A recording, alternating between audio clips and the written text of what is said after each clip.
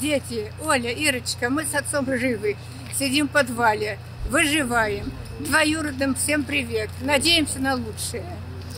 В общем, у меня двоюродные в Белгороде, Старом Осколе.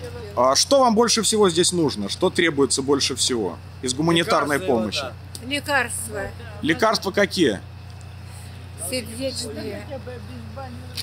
Может, после микроинсульта, понимаете, в чем дело? В Самару привет брату Петренко Вадиму, что я и мать живы. И Калининград, Лукьянов Виталий Иванович.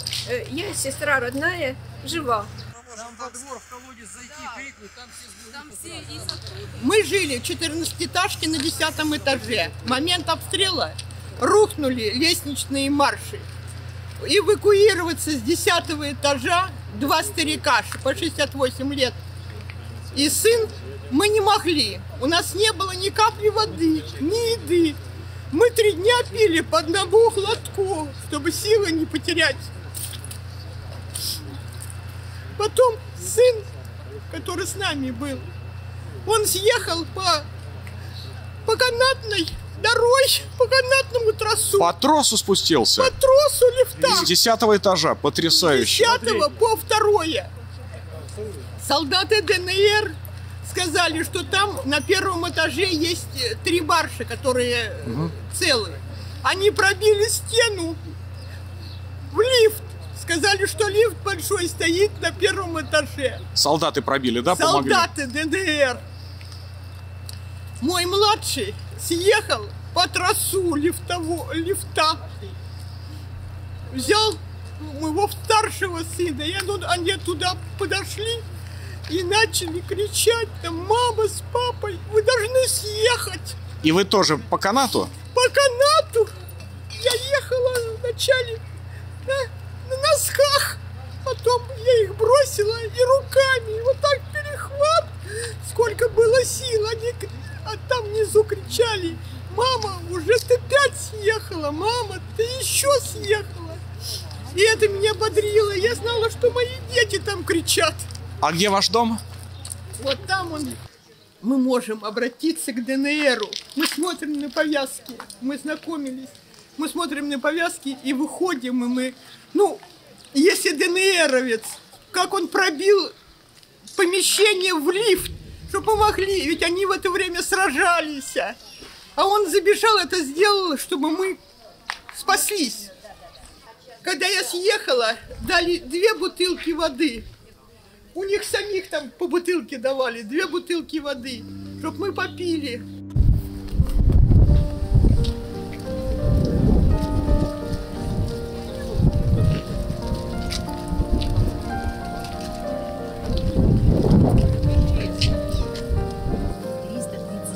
Кому сидят? Или как? А 253 по очереди.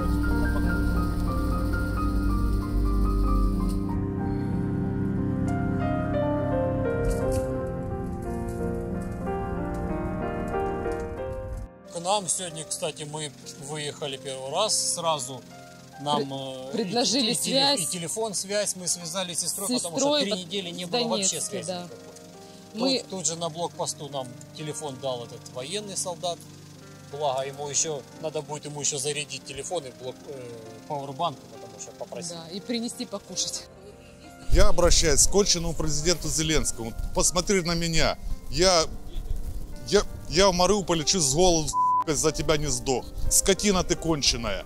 Конченая скотина. Ты уничтожил наш город. Эти наркоманы, придурки, я не знаю их, это как еще их назвать. Кончил наш город Азов, именно Азов. Но никак не Россия.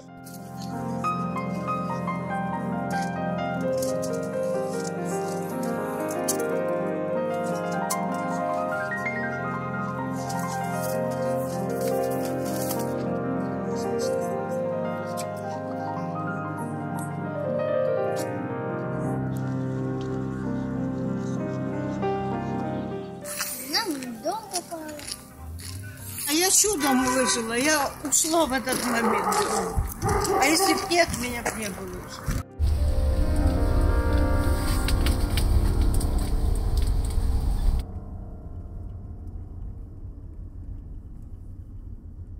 Во время боевых действий мы как-то самоорганизовались, нашли, у нас осталось 4 «Газели», которые не забрали у нас украинские военные.